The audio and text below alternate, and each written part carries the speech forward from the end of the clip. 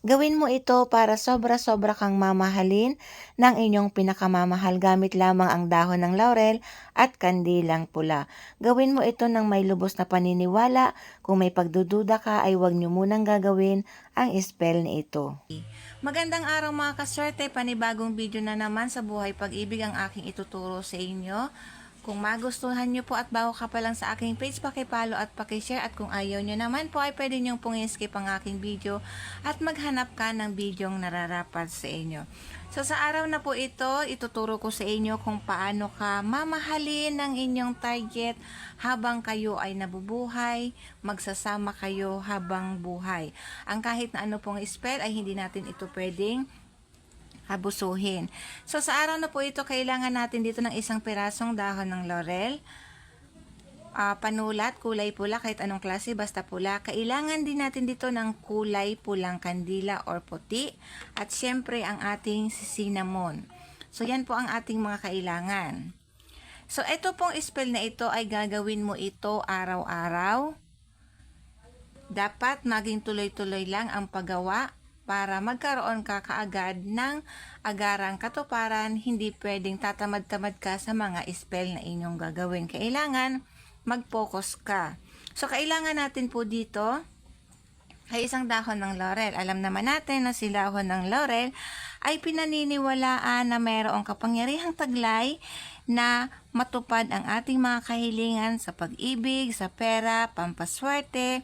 Alam nyo ba ng amoy ng dahon ng laurel ay mayroong positive influence, romantikong pakiramdam na nagpapatibay ng mas purong pagmamahal.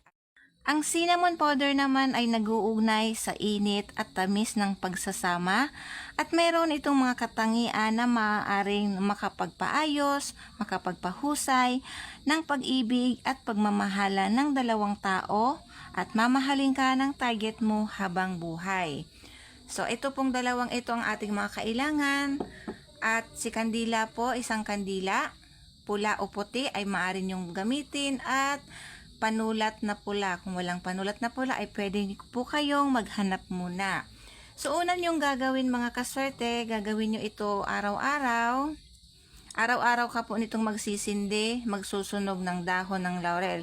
Kailangan sa mga ritual, kailangan maging masipag tayo, hindi pwedeng tatamad-tamad tayo kung gusto nating matupad ang ating mga kahilingan.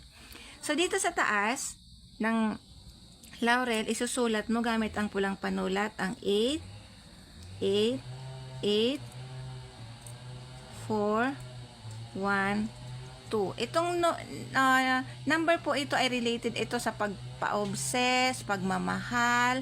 888, 412. Related po ito sa pagmamahalan, etc. etc. Related po sa love.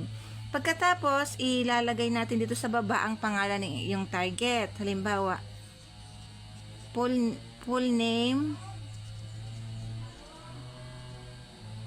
ni target. So, full name po dito ni target. So, ang kasulat po dito, 888412, tapos pangalan ng inyong target. Tapos, lalagyan nyo na po ito ng cinnamon powder. Kagaya ng sinabi ko kanina, si cinnamon powder ay nagpapaayos ng mga usapin tungkol sa pag-ibig. So, lalagyan mo lamang po ito, bubudburan mo lang ng cinnamon powder ang laurel na mayroong lucky code at pangalan ng inyong target. Pagkatapos ay susunugin mo ito dito sa pulang kandila o puting kandila. Kailangan masunog po siya lahat, at maaamoy nyo yung aroma ng laurel at cinnamon. Napakabango po, parang mayroong nangaakit. So subukan nyo po ito, gawin nyo po ito kung gusto nyong mahalin ka ng inyong target habang buhay. Kailangan po araw-araw ang paggawa. Okay lang na nakaligtaan ka, ang naging busy ka ay okay lang yun. Next day gawin mo na po uli. At syempre habang sinusunog mo ito, iisipin mo ang pangalan ng inyong target na ikiniklaim mo na minamahal ka na niya ng sobra-sobra. Si Abo ay isaboy nyo po sa hangin. Maraming salamat. Mag-iingat po ang lahat.